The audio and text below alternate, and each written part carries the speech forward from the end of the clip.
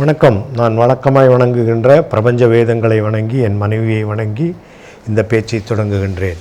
இன்று கேள்வி பதிலில் டிஎன்ஏன்னு சொல்கிறோமல்ல, நம்ம உடம்பில் இருக்கிற எந்த ஒரு ஜீவன், அந்த ஜீவனுடைய அடிப்படை உயிரணு, அந்த அடிப்படை உயிரணுக்கும் தியானத்துக்கும் இருக்கிற சம்பந்தம் என்னன்னு கேள்விகள் உண்டு. அந்த கேள்விகளுக்கு பதிலளிக்க முயற்சிக்கிறேன். இந்த டிஎன்ஏ பற்றி பேசும்போது, இந்த கரு ஃப்யூஸ் ஆனதுக்கு அப்புறம் அடிப்படையான ஒரு மனித கருன்னு எடுத்துக்கிட்டு, அந்த மனித கருவுக்கு 23 குரோமோசோன்ஸ் இருக்குதுன்னு சொல்லுவாங்க. அந்த குரோமோசோன்ஸ் கணக்கு வச்சு தான் இது மனித உடலா இல்லை நாயா பேயா இந்த மாதிரி சொல்கிறதெல்லாம் அதை வச்சு தான் சொல்லுவாங்க. அது அடிப்படையில் தான் மனிதனுக்கு 23. அந்த 23 புஸ்தகங்களைப் போல நம்ம வர்ணிப்பாங்க. அந்த புஸ்தகங்கள் ஒவ்வொரு புஸ்தகமும் 2750 பக்கங்கள் கொண்டது என விஞ்ஞானிகளுடைய கருத்து. அந்த ஒவ்வொரு புஸ்தகம், அந்த புஸ்தகத்தில் இருக்கிற 2750 பக்கங்கள், அந்த ஒவ்வொரு பக்கத்துலேயும் ஸ்னிப்ஸ்ன்னு சொல்கிறாங்க. அதில் இருக்கிற எழுத்து கேரக்டர்ஸ், அந்த கேரக்டர்ஸ் 1 மில்லியன் கேரக்டருக்கு மேலே இருக்கும்னு சொல்கிறாங்க. அந்த ஒவ்வொரு கேரக்டரும் உடல் வளர வளர ஒவ்வொரு பாகத்தையும் ஒவ்வொரு செயலையும் செய்யக்கூடிய அளவு அதுக்குள்ளே காம்பேக்டாக அதனுடைய ப்ரோக்ராம் இருக்குதுன்னு சொல்லுவாங்க.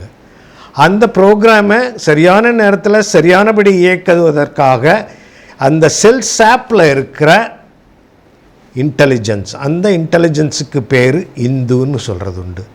இதை அறிந்தவன் இந்து. இது பலமுறை நான் சொல்லியிருக்கிறேன். இந்த மாதிரி ஒரு செல்லில், ஒரு உயிரணுவில் இருக்கிற செல் சாப், அந்த செல் சாப்பில் இருக்கிற அறிவு, அதனுடைய ப்ரோக்ராம், அதற்கு பெயர் இந்து. அந்த இந்துவை அறிந்தவன் இந்து. அப்படித்தான் இந்துன்னு பேர் வந்ததுன்னு சொல்கிறது உண்டு. ரைட். இந்த டிஎன்ஏவை பற்றி சயின்ஸ் இப்படி பிரித்து பார்க்க பழகினதுக்கு அப்புறமா நிறைய டெஸ்ட்டுங்க நடக்குது. இது நம்மளுடைய பூர்வீகம் என்ன, நம்ம யார் அப்பா, யார் அம்மா, யார் தாத்தா, யாரை வேணால், எந்த நாட்டை சேர்ந்தவன், இப்படி எல்லாத்தையுமே கணக்கு போட்டு சொல்லக்கூடிய அளவுக்கு இந்த டிஎன்ஏ டெஸ்ட்டுங்கெல்லாம் போயிருக்கு. இந்த டிஎன்ஏ டெஸ்ட் பண்ணி இந்த உடலுக்கு என்ன வியாதி வரக்கூடும், இந்த இத்தனையாவது வயசில் இந்த வியாதி வரக்கூடும்னு சொல்கிற கணக்குகள் எல்லாம் உண்டு. நம்ம ஊரில் இந்தியாவில் தான் டிஎன்ஏ டெஸ்ட் பண்ணுறதுங்கிறது கொஞ்சம் கடினமான வேலை. அங்கங்கே பர்மிஷன் வாங்கணும், எல்லாம் பண்ணணும். ஆனால் இன்டர்நெட்டுக்கு போய் பார்த்தான்னா அமெரிக்காவில் நீங்கள் டிஎன்ஏ டெஸ்ட், உங்களுடைய டிஎன்ஏ டெஸ்ட்டுக்கு நீங்கள் இவ்வளோ பணம் செலுத்தினா அவங்க டிஎன்ஏ டெஸ்ட் பண்ணி உங்களுடைய ரிப்போர்ட்டை கொடுக்கறதுக்கு நிறைய லேபரட்டரிஸ் இருக்குது. அந்த மாதிரி லேபரட்டரிஸில் அவங்களுக்கு பணம் கட்டின உடனே அவங்க 2 கிளாஸ் ஸ்லைடு அனுப்புகிறாங்க. அதில் எச்சி துப்பி அதை ஒட்ட வச்சு அதை நீங்கள் அமெரிக்கா அனுப்பிட்டான்னா அவங்க ஜாதகமே கணிச்சிட்றாங்க. ஜாதகங்கிறது நம்ம கிரக பலன்கள் இல்லை, நம்மளுடைய உடம்பினுடைய ஜாதகம். எந்த ஏஜில் எந்த நோய் வரும், என்னென்னலாம் இருக்குது உனக்கு, உன்னுடைய ஓல்டேஜில் நீ எப்படி இருக்க போகிற, எல்லாத்தையும் உங்களுடைய ஆயுஸ் வரைக்கும் கம்ப்ளீட்டாக சொல்லிடுறாங்க. இதுதான் ஆயுசுன்னு சொல்லலையே தவிர இத்தனை வியாதிகள், அதில் குணமாகக்கூடிய வியாதிகள், குணமாகாத வியாதிகள், இப்படி எல்லாத்தையும் பிரித்து கொடுத்துட்றாங்க டிஎன்ஏவில். இந்த டிஎன்ஏ இப்போது பெரிய கிரிமினல் கேஸு, அது இதுக்கெல்லாம் நிறைய கோர்ட்டு கேஸுங்களுக்கு எல்லாத்துலேயும் டிஎன்ஏ டெஸ்ட் வந்துருச்சு. இப்போது சயின்டிஸ்ட்டுங்க இன்னொரு படி மேலே போய் டிஎன்ஏலேருந்து பிஎன்ஏ பார்க்க போகிறாங்க. பிஎன்ஏன்னு சொல்லி அதை அனலைஸ் பண்ணுறாங்க. அதனால் இது தொடர்ந்து வந்துட்டுருக்கிற சயின்ஸு. இது பாடத்திட்டங்களில் கூட வந்துருச்சு. அந்த பாடத்திட்டங்களில் ஜெனட்டிக் இன்ஜினியரிங்னு சொல்லி அந்த மாதிரி பாடத்திட்டங்களும் வந்துருச்சு.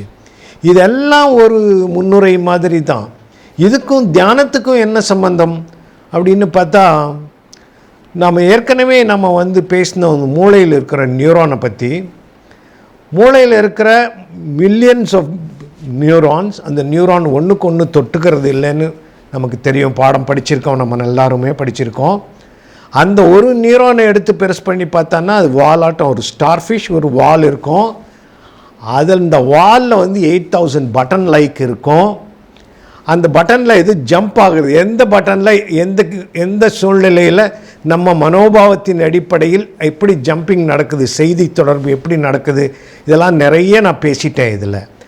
அந்த 8000 பட்டன்ஸில் ஒரு நியூரான் இருக்கிற 8000 பட்டனை 16000ம் 32,000ம் பண்ணக்கூடிய திறமை தியானத்தின் மூலயமாக ஒன்று தான் என பேசியிருக்கேன்.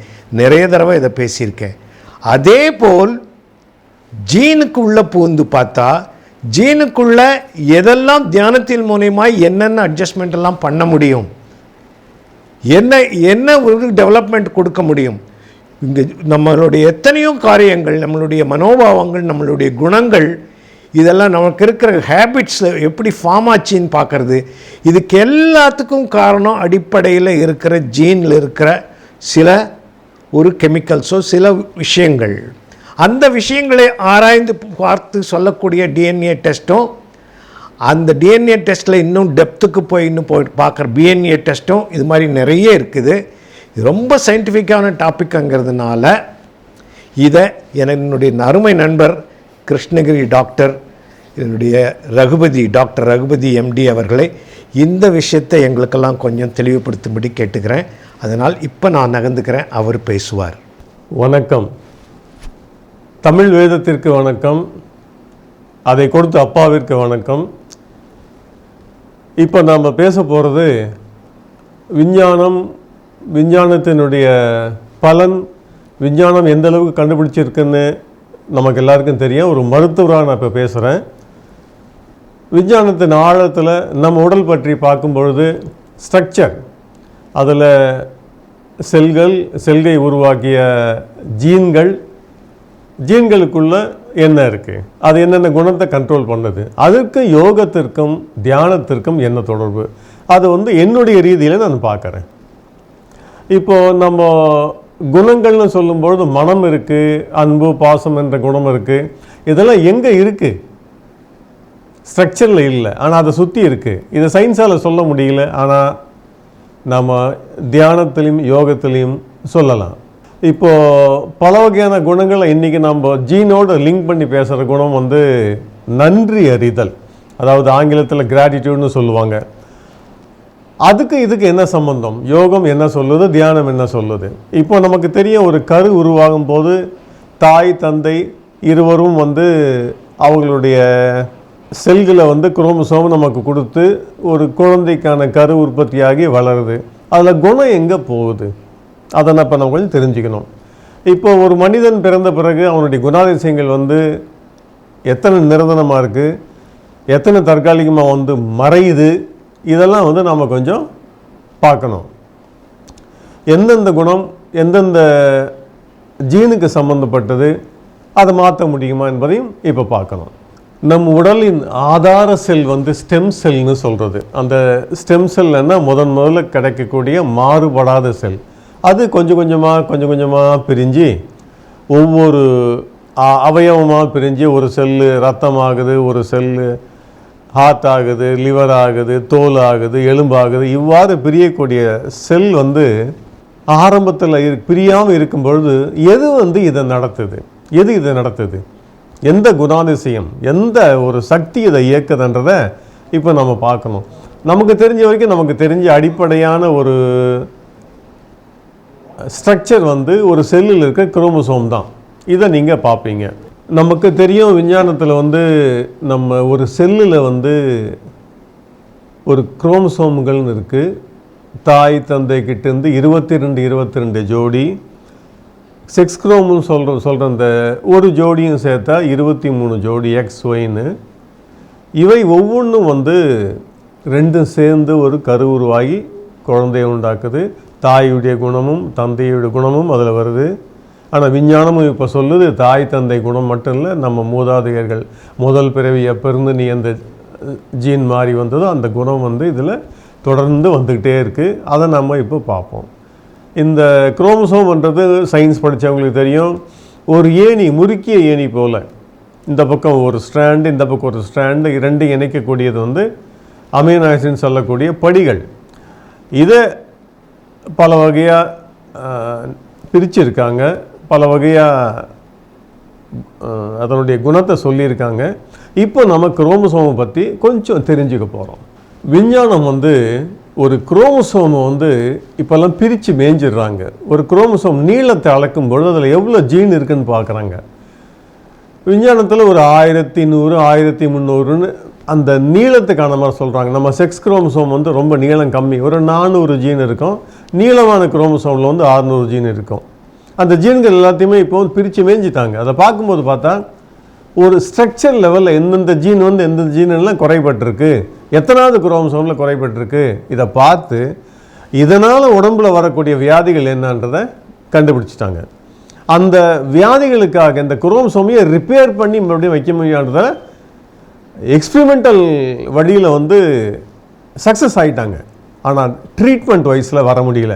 இப்போ சயின்ஸ் என்ன சொல்லுதுன்னா, இப்போ நம்ம கருவிலேயே அந்த குழந்தை ஃபீட்டஸுடைய குரோமோசோமை எடுத்து அனலைஸ் பண்ணி அதில் தான் குறை இருக்குது, இந்த குழந்தை பிரசவமாக தான் பிறக்கும், ஆனால் அதை கலைக்கிறதுக்கும் இன்றைக்கி வழிகள் இருக்குது. இது ஒரு பக்கம் ஸ்ட்ரக்சர் பற்றி. இப்போ நாம் தெரிஞ்சிக்க வேண்டியது என்னென்னா, அதனுடைய குணங்கள். ஒருத்தர் பிறந்துட்டாங்க, குரோமோசோம் 26 பேரும் அளந்து பார்க்கும்பொழுது ஸ்ட்ரக்சரில் கரெக்டாக இருக்குது, ஆனால் குணாதிசயங்கள் எப்படி இருக்குது, இல்லையே, நல்லா இல்லையே. இப்போது இரட்டை பிறவிகள்னு சொல்கிறோம், ட்வின்ஸ்னு. 2 பேருடைய குரோமோசோமும் பார்க்கும்போது அச்சு அசலாக இருக்கும், அது அமைனோ ஆசிட் சீக்வன்ஸ் அச்சு அசலாக இருக்கும், ஆனால் குணத்தில் மாறும். இது நமக்கு எப்படி தெரியும்?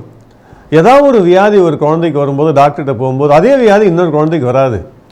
பிறவியில் வரக்கூடிய குறைபாடு வியாதி ஒரு குழந்தைக்கு வந்தால் இன்னொரு குழந்தைக்கு வராது, வந்தாலும் வரலாம், வராமையும் போகலாம். ஆக ஸ்ட்ரக்சர் என்றது அமைப்புன்றது வேறு, அதனுடைய குணாதிசயங்கள் வெளிப்படுவது வேறு. சரி, இது ஏதாவது நம்ம யோகத்திலும் தியானத்திலையும் மாற்ற முடியுமா? முடியும். இதை நம் அப்பா அவர்கள் விவரிப்பார்கள். அது விஞ்ஞான ரீதியாக நான் என்ன சொல்லணுமோ அதை நான் இப்போ நான் சொல்கிறேன். இப்போது ஒரு குரோமோசோம் கொஞ்சம் எடுத்துக்கோம், எப்படி அது வந்து உருவாகுது.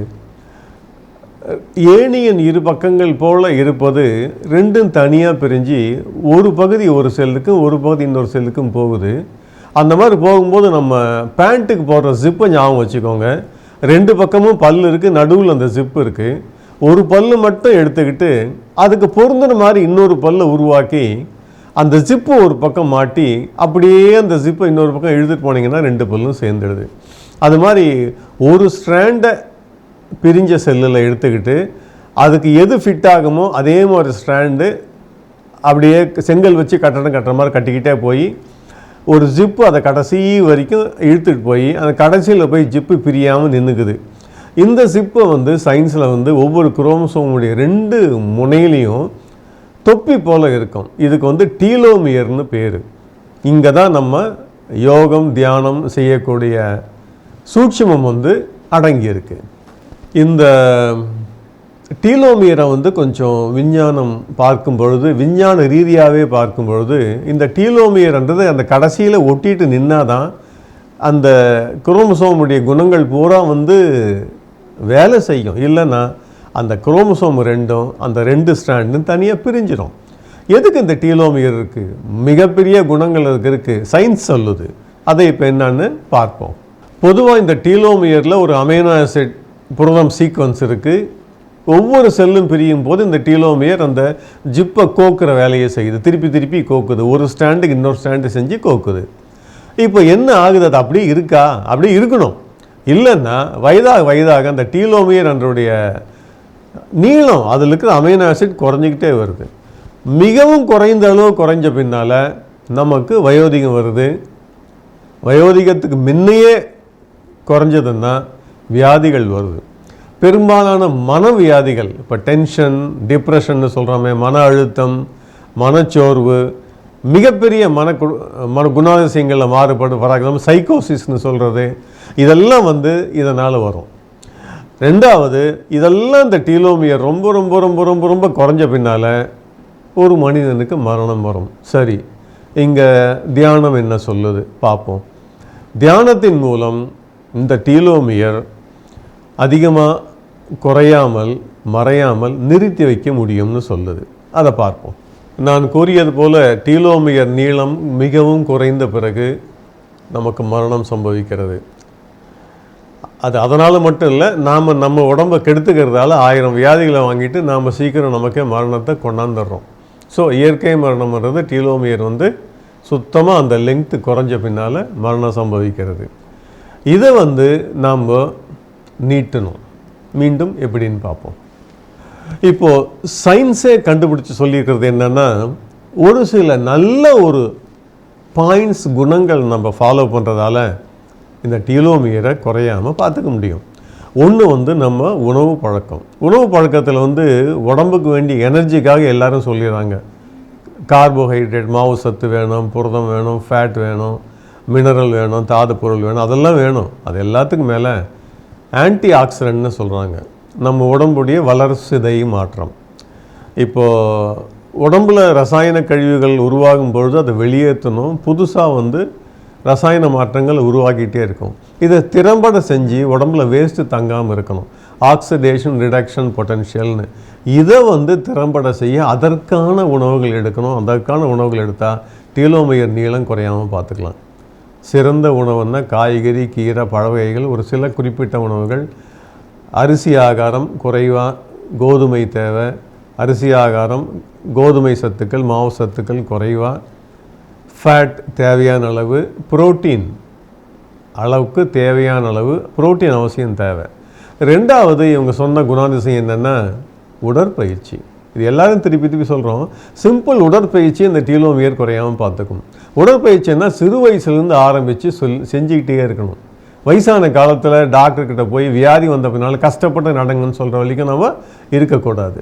இதில் முக்கியமான ஒரு பாயிண்ட் இன்றைக்கி சொல்ல வந்த தகவலை என்னென்னா, விஞ்ஞானிகள் சொன்னது, இந்த நன்றி அறிதல், கிராட்டிடியூட் என்ற ஒரு குணம் எடுத்தீங்கன்னா அந்த ஒரு குணம் நமக்கு தொடர்ந்து இருந்தால் டீலோமியர் லெங்க்த்து குறையாமல் பார்த்துக்கலாம்.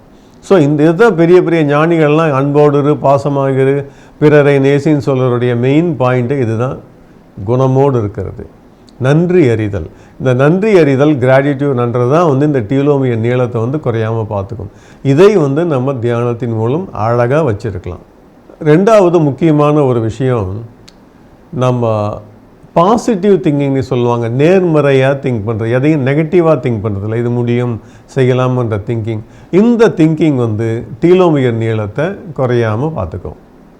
ரெண்டாவது, புத்தர் முதற்கொண்டு எல்லாம் சொல்லியிருப்பாங்க, பிறரையும் நேசி, தன்னையும் நேசி. இயேசுநாதரும் சொன்னார், உன்னையும் நேசி, பிறரையும் நேசி. இந்த மாதிரி நேசிப்பு வந்து உங்களுக்கு இருக்கணும். எப்படின்னா, இப்போது தன்னை முள்கிரீடத்தில் ஏற்றி ஆணி அடித்து சிலுவையில் ஏற்றின பின்னால் கூட இயேசுநாதர் வந்து இவர்களை தெரியாமல் செய்த பாவத்திற்கு மன்னியும் சொன்னார். அந்த அளவுக்கு போகணும். போகலன்னா கூட உனக்கு தப்பு செஞ்ச உன்னை சுற்றி இருக்கிற சரௌண்டிங், நண்பர்கள், உறவினர்கள் ஏற்றுக்கோங்க, எல்லாரையும் நேசிங்க. ஞானிகள் சொல்லுவாங்க, புல் பூண்டு மரம் செடி கொடி எல்லாத்தையும் நேசிங்க. ஸோ அந்த நேசிப்பு டீலோமியரை வளர்க்கும். ரெண்டாவது, எதையுமே வந்து நம்ம ஒரு ஆக்டிவாக பார்க்கணும். இதை செய்யலாம், இதை செய்ய முடியும், செய்யலாம், இதை தவிர்க்கக்கூடாது, செய்யலாம். அந்த மாதிரி ஆக்டிவாக பார்த்துட்டு எதில் இருந்தாலும் ஒரு மன வெறுப்பு இல்லாமல் பார்த்துக்கணும். அதாவது எதுலேருந்து பிரிஞ்சு வராமல், ஒரு டிஜெக்டட், இது செய்ய முடியாது போ, எனக்கு எதுக்கடா இதுக்கு, அந்த எண்ணம் இல்லாமல் ஆக்டிவாக இருக்கிறது. பாசிட்டிவாக இருக்கிறது எண்ணத்தில், ஆக்டிவாக இருக்கிறது செயலில். ஸோ ஆக்டிவ் செயல் செய்து கொண்டே இருக்க வேண்டியது. இதெல்லாம் சேர்ந்து இந்த சொன்ன குணங்கள் டீலோமியர் அழகாக வளர்க்கும். இப்போ நான் சொன்னதுடைய அதே ரிவர்ஸ், இதெல்லாம் செய்யலையன்னோ எல்லாம் செய்யலைன்னாலும் அது வந்து இதை குறைக்கும்.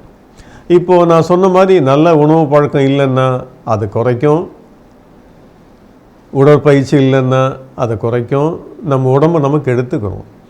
இப்போ உணவுன்னு சொல்லும் பொழுது இன்றைக்கி இருக்கிற ஒரு ரசாயன பொல்யூஷனில் நல்ல உணவு கிடைக்குதுன்னா இல்லை. இன்றைக்கி ஆர்கானிக் ஃபார்மிங்னு மீண்டும் கொண்டாந்துருக்காங்க. எந்த அளவுக்கு உண்மையாக செய்கிறாங்கன்னு தெரியல. கெமிக்கல்ஸ் போடாத, ஃபெர்டிலைசர் போடாத நல்ல உணவு கிடைச்சா நல்லாயிருக்கும். உடற்பயிற்சி செய்துக்கிட்டே வரணும். மூன்றாவது, ரொம்ப குறிப்பான ஒரு குணத்தை விஞ்ஞானிகள் கண்டுபிடிச்சிருக்காங்க. சிறு வயசில் நமக்கு தெரியாமல் ஏதாவது மனசில் ஆழமாக பதிஞ்ச நினைவுகள் ஒரு நெகட்டிவ் இம்பேக்டை நமக்கு தெரியாமல் ஏற்படுத்தியிருக்கும். அது வந்து அந்த குழந்தை வளர வளர குணாதிசயங்களில் வந்து மாறுபடும். சில வந்து பயமாக இருக்கும். இதில் விஞ்ஞானிகள் சொன்னது சின்ன வயசில் நடக்கிற செக்ஷுவல் அப்யூஸ். நமக்கு தெரியாமல் ஏதோ நம்மளை பண்ணியிருப்பாங்க குழந்தைக்கு. அதுக்கு என்ன ஆனதுன்னு தெரியாது, ஆனால் மனதளவில் சிதைஞ்சிருக்கும். இவையெல்லாம் வந்து குரோமோசோமை பாதித்து டீலோமியரை சிதைக்குது, சீக்கிரம் சிதைக்குது. இதனால தான் வந்து இந்த மாதிரி மன அளவில் பாதிக்கப்பட்டவங்க என்ன தான் வைத்தியம் பண்ணாலும் என்ன தைரியம் கொடுத்தாலும் அந்த டீலோமியர் பத்தாமல் போகிறதால செல்கள் வந்து சரியாக வேலை செய்கிறதில்ல. அடுத்த முக்கியமானது எல்லாருக்கும் அது ஏற்படுது, சமூகத்தில் நடக்கக்கூடிய அவலங்கள், பிரச்சனைகள், பயங்கள் பார்த்து பார்த்து பார்த்து மனம் வெறுத்து போகிறது. ஒரு எதுலேயும் பிடிப்பு இல்லாமல் போகிறது முக்கியமான காரணம் இது. நம்ம நல்லது செய்ய முடிஞ்சாலும் நல்லது செய்ய முடியலையேன்ற காரணம். இதனால் வந்து அந்த டீலோமியர் நீளம் வந்து குறைஞ்சிக்கிட்டே வருது. ரெண்டாவது நான் சொன்னதுடைய நெகட்டிவ் பாயிண்ட்டு, தனக்குத்தானே பிடிக்காமல் இருக்கிறது, வெறுப்பு, தான் எதுவும் விரும்பி செய்யாமல் இருக்கிறது. இதில் விஞ்ஞான ரீதியாக பார்க்கணும்னா இப்போது ஒரு கவர்மெண்ட் துறையிலையோ தனியார் துறையிலையோ வேலையில் சேர்ந்துருப்பார், ஒரு நாளைக்கு ரிட்டையர் ஆகிடுவார். ரிட்டையர் ஆனவுடனே அதுக்கு முன்னே ஆக்டிவாக ஓடிட்டு இருப்பார். நல்லது செஞ்சாரா கெட்டது செஞ்சாரான்னு இல்லை, ஆக்டிவாக ஓடிட்டு இருப்பார். இப்போ வந்து செய்ய ஒன்றும் இல்லைன்னு வீட்டில் உட்காந்துருக்கும் பொழுது மனம் குடைய ஆரம்பிக்குது. அப்போது அவருக்குள்ளே ஒரு நெகட்டிவ் திங் உருவாகுது. அப்போது அந்த தைரியத்தை இழக்கிறாரு, தன்னுடைய வாழ்க்கையை பற்றி பயம் வருது, உலக வாழ்க்கையை கொஞ்சம் இழக்கிறாரு. இதுக்கு இன்னொரு உதாரணம் சொல்லணும்னா, மனைவி இறந்த பிறகு கணவன் ரொம்ப நாள் வாழ்றதில்லை.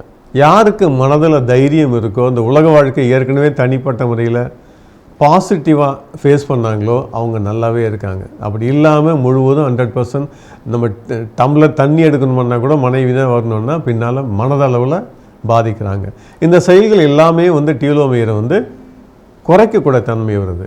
இப்போ நான் சொன்னது எல்லாத்தையும் விஞ்ஞான ரீதியாக விஞ்ஞானம் தாண்டி பார்க்கலான்னு பார்த்தா, இப்போ நல்ல குணங்கள் வேணும்னு சொல்கிறாங்க. மனம் நல்லா தூய்மையாக இருக்கிறது, அன்போடு இருக்கிறது, இன்றைக்கி நாம் சொன்ன ஜீனுக்கு தொடர்புடைய அந்த நன்றி அறிதல், கிராட்டிடியூட், அதை நாம் வந்து என்றைக்குமே கண்டிப்பாக மனசில் வச்சுக்கணும். இது வந்து யோக மார்க்கம், தியான மார்க்கம் சொல்லுது, அழகாக சொல்லியிருக்கு. நம்ம அப்பா அவர்களும் சொல்லியிருக்காங்க. இப்போ நம்ம குரோமோசோம் ஸ்ட்ரக்சர் அளந்தோம்னா சயின்ஸ் வந்து ஒரு 1100 1300 குரோமோசோம்னு சொல்லியிருக்கு. அது தியான முறையில் அவங்க எண்ணி 2750ன்னு சொல்லிட்டாங்க. ஒவ்வொன்றிலையும் அதை பக்கங்கள்னு சொல்கிறாங்க. ஒவ்வொன்றிலையும் அதில் இருக்கிற குணாதிசயங்கள் வந்து பல லட்சங்கள்னு சொல்கிறாங்க. இப்போ ஒரு ஜீன் எடுத்திங்கன்னா ஜீனுடைய குணாதிசயம் பல லட்சங்கள். அந்த குணாதிசயங்கள் வந்து ஒருத்தன் பிறவி எடுக்கும்பொழுது சிலது வெளிப்படுது, சிலது வெளிப்படாமல் போகுது. ஸோ இது வாழ்க்கையில் வந்து dominant gene, mutant gene, recessive ஜீன்னு சொல்லுவாங்க. சில பிறவி மாறும்போது ஜீனுடைய ஸ்ட்ரக்சரே மாறுது, மியூட்டன் ஜீன் சொல்லுவாங்க. ஸோ பிறந்த குழந்தையில் வந்து தனிப்பட்ட உடலமைப்பு, தனிப்பட்ட குணாதிசயத்தில் இருக்கும். இதெல்லாம் என்ன செய்ய முடியும்? மீண்டும் குரு அவர்கள் சொல்லியபோது சிறு வயசுலேருந்து தியானம் செய்ய செய்ய செய்ய இந்த டீலோமியர் நீளத்தை நம்ம குறையாமல் பார்த்துக்கணும், குறையாமல் இருக்கும். அவ்வாறு இருக்கும்போது நம்ம வாழ்க்கை நீளும், மனநோய்கள், ஆங்ஸைட்டி, டிப்ரெஷன், மனச்சோர்வு, மனசிதைவு வராது, வாழ்நாள் நீடிக்கும். இந்த கஞ்சனெட்டல் பிறவி குறைபாடு உள்ள நோய் கொஞ்சம் தடுக்க முடியுமா? குரு அவர்கள் சொல்லணும். சயின்ஸ் வந்து இப்போ முயற்சி பண்ணுறது ட்ரீட்மெண்ட் அவரில். பிறகு இந்த பயிற்சியை தொடர்ந்து நம்ம செஞ்சிட்டே வந்தோம்னா அதனுடைய பலன்கள் வந்து அது கொடுக்கும். நமக்கு பலன்கள் தெரியுமான்னு நம்ம தேடணும்னா கிடைக்காது. ஆனால் உள்ளுக்குள் அந்த மாற்றங்கள் ஏற்படுத்தும். நம்ம சரித்திரத்தில் பார்த்தா மிகப்பெரிய ஞானிகள் 400 வருஷம் வாழ்ந்தாங்க, 4000 வருஷம் வாழ்ந்திருக்கலாம். அவங்க தியான யோக மார்க்கத்தில் போகும்போது ஒருவேளை இந்த டீலோமியர் என்பது என்னன்றது அவங்க பேர் வைக்கலன்னா கூட சயின்டிஃபிக்காக சொல்கிறோம். அதில் வந்து வாழ்நாள் நீடிச்சிருக்கோம். அந்த டீலோமியர் கடைசியில் அந்த கேப் இருக்க நீங்கள் நல்லா இருப்பீங்க. அந்த டீலோமியர் கேப்பை நீங்கள் நல்லபடியாக நிறுத்தி அந்த டீலோமியர் கேப்பு வளர வச்சு நீங்கள் தொடர்ந்து பயிற்சி செஞ்சுட்டு வந்தீங்கன்னா நல்ல வாழ்க்கை உங்களுக்கு இருக்குது. இந்த பதிவு விஞ்ஞானத்தின் மூலமாகவும் எனக்கு கற்றுக் கொடுத்த தியான வழி மூலமாகவும் என் மனதில் பட்டதை சொன்ன இதனுடைய குறை நிறைகள் இரண்டும் என்னை சார்ந்தது. இதனுடைய பாசிட்டிவ் பலன், இதனுடைய சொன்ன அத்தனை கருத்துக்களும் என் குருவை சார்ந்தது என்று கூறிக்கொண்டு இந்த உரையை முடிக்கிறேன். வணக்கம். சரி, இதுவரை டாக்டர் ரகுபதி அவர்கள் பேசியதை கேட்டிங்க. சயின்டிஃபிக்காக டிஎன்ஏவை புரிஞ்சுக்கிறதுக்கு அவர் நல்ல ஸ்லைடுங்கள்லாம் போட்டு ரொம்ப அழகாக எக்ஸ்பிளைன் பண்ணார். நாம் என்ன தெரிஞ்சுக்கிறோம் அவருடைய சயின்ஸில் இருந்தும் நம்ம தியானத்தையும் தொடர்பு படுத்தி பார்க்கும்போது இந்த தியான முறைகள் உங்ககிட்ட இருக்கிற உங்களுடைய மனோபாவம், உங்களுடைய குணம், அது எங்கிருந்து வந்திருந்தாலும் சரி, உங்களுடைய பல பிறப்புகளிலால் சேமிக்கப்பட்ட விஷயமாக இருந்தாலும் சரி, இல்லை உன் தாய் தந்தையரிடமிருந்து வந்திருந்தாலும் சரி, இல்லை அவங்களுடைய தாய் தந்தையரிடம் வந்திருந்தாலும் சரி, எப்படியா இருந்தாலும் ப்ரோக்ராம்ஸ், ஒவ்வொரு டிஎன்ஏவுக்குள்ளே இருக்கிற அந்த சிப்ங்கிற ஒவ்வொரு கேரக்டரும் ப்ரோக்ராம்டு இன்டெலிஜென்ஸ். அந்த ப்ரோக்ராம்டு இன்டெலிஜென்ஸுக்கு உள்ளே பூந்து அந்த குரோம்ஸை, அந்த 23 குரோம்ஸ் அனலைஸ் பண்ணி உள்ளுக்குள்ளே போனால் நிறைய நீங்கள் பார்த்துருக்கலாம். டிஎன்ஏ டெஸ்ட் பண்ணலாம், குண்டு குண்டாக சின்ன சின்ன எக் மாதிரி அங்கே இங்கே நகர்ந்துகிட்டு இருக்கும். ஒரு ஒரு முறுக்கு இருக்கும் அதில். இதெல்லாம் பார்த்துருப்பீங்க. சாதாரணமாக டிஎன்ஏன்னு சொல்லும்போதே இதை தான் படம் போடுவாங்க. அந்த முறுக்கு, அதுக்குள்ளே இருக்கிற அந்த சின்ன சின்ன எக்காட்டம் இருக்கிறது, அதுக்கு எல்லாம் யோகிகள் நம்பரே கொடுக்குறாங்க. இத்தனையா நம்பர் அப்படின்னு சொல்லுவாங்க. இந்த யோகிகள் என்ன பண்ணுறாங்க, இவங்க சயின்டிஸ்ட்டுங்க இப்போ தான் டிஎன்ஏ பிஎன்ஏன்னு வந்திருக்காங்க. இன்னும் 10 லெவல்ஸ் இறங்கி உள்ளே போய் ZNA வரைக்கும் யோகிகள் பேசுகிறாங்க. அப்படி பேசும்போது அதுக்குள்ளே இருக்கிற அந்த சின்ன சின்ன எக்காட்டம் இருக்க நகருது. ஏன் இந்த எக்கு அட்ராக்ட் பண்ணுது, இதையெல்லாம் தெரிஞ்சு வச்சுருக்காங்க. அந்த நம்பருங்களை அதுக்கு ஒவ்வொன்றுக்கும் கொடுக்குறாங்க. அது இல்லாத அதில் இருக்கிற முறுக்குக்கு, அந்த முறுக்கிலிருந்து இலைகள், கதிர் இலைகளை எடுக்கிறதுக்கு சொல்லி கொடுக்குறாங்க. இந்த மாதிரி நிறைய விஷயங்கள் யோகிகள் இந்த டிஎன்ஏவுக்குள்ள ரொம்ப ஆழமாக திங்க் பண்ண தெரிஞ்சவங்களாக இருக்காங்க. இது எல்லாத்துலேயும் பூந்து உங்களுடைய குணம், உங்களுடைய ஹேபிட்ஸ், கெட்ட ஹேபிட்ஸு, உங்களுடைய கொஞ்சம் அபரீதமாக இருக்கின்ற செக்ஸ், காம உணர்வுகள், இதில் இருந்தெல்லாம் உங்களை விடுவிக்கணுன்னா, உணர்வு பூர்வமாக ஒன்றை நீ ஜெயிக்கணுன்னா, அதுக்கு இந்த டிஎன்ஏவுக்குள்ளே இருக்கிற விஷயங்களையும் அதை ஆல்டர் பண்ணுறதுக்கும் நீங்கள் தியானிக்கிறது ஒன்று தான் வழியென சொல்லி, இன்று இந்த சந்தர்ப்பம் கொடுத்த, இந்த கேள்வியை எழுப்பி எனக்கு இந்த சந்தர்ப்பத்தை உண்டாக்கி கொடுத்த நண்பருக்கு வணக்கம் சொல்லி விடைபெறுகிறேன். வணக்கம், நன்றி.